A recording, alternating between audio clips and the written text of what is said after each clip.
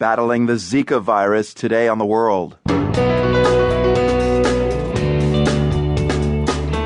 I'm Marco Werman. Lots of talk about the mosquito-borne virus called Zika. It might be especially harmful to unborn children. Mothers-to-be in Brazil are being warned. People should be, especially pregnant women, should be wearing long-sleeve clothes and sort of avoid going outside if necessary. Plus, a migrant mother in Macedonia has twins. One is sick, the other isn't.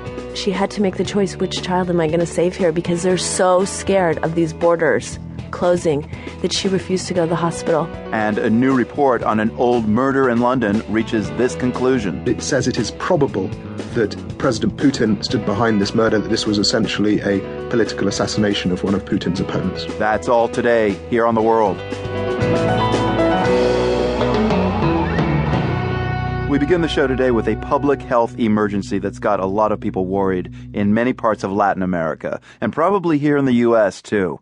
I'm talking about the spread of a mosquito-borne virus called Zika. It's a big problem in South America right now, especially Brazil. Doctors there are worried that the virus may be linked to a jump in the number of babies born with unusually small heads. That's a condition known as microcephaly. We'll hear more about the situation in Brazil in a moment. First, though, we turn to Derek Gatherer at Lancaster University in England. He studies viruses and has mapped the spread of Zika for the website The Conversation.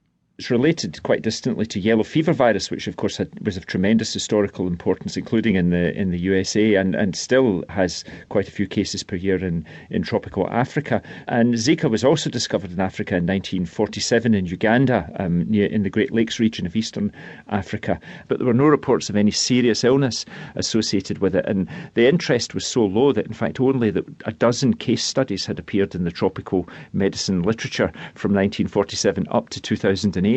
How do you catch it? It's spread by a mosquito bite, and in Africa it's mosquitoes of the genus Aedes, which is the classic yellow fever mosquito, Aedes aegypti, but it's also carried by a lot of other species of the genus Aedes, and we don't yet have really much data about what's causing its spread in South America. What are the symptoms? Is it ever lethal?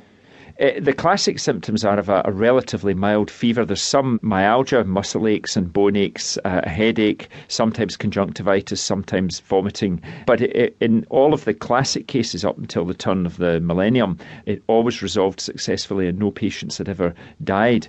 We had our first fatalities in Brazil just this year. There are 5 fatalities. That's still a relatively small number when we consider that we've got 1.3 million cases, but it might represent an indication that perhaps Zika is becoming more virulent.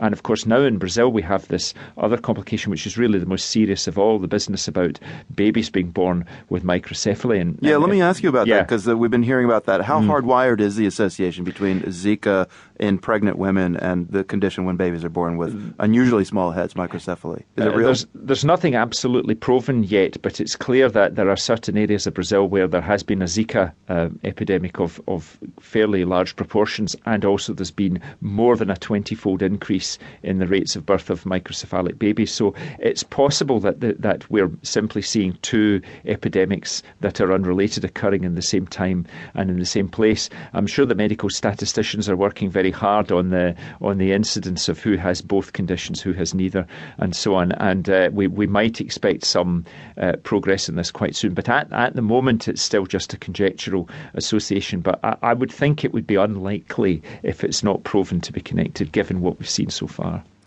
Derek, I got to say I was pretty struck by the way you kind of mapped out how these outbreaks of Zika have grown and grown over the years in terms of individuals affected. What does all this suggest to you, that this one is the biggest and doesn't seem to be calming down?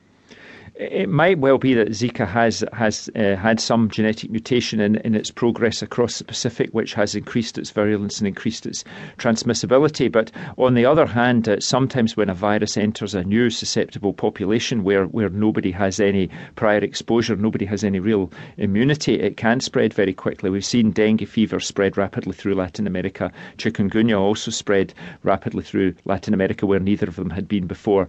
And so it might be that Africans and Southeast Asians that have been presumably living with the Zika virus for centuries have developed some kind of immunity to it, which means it doesn't spread very rapidly in African populations. But where you have a population like in the Americas that haven't encountered it before, then they have the capacity to develop a high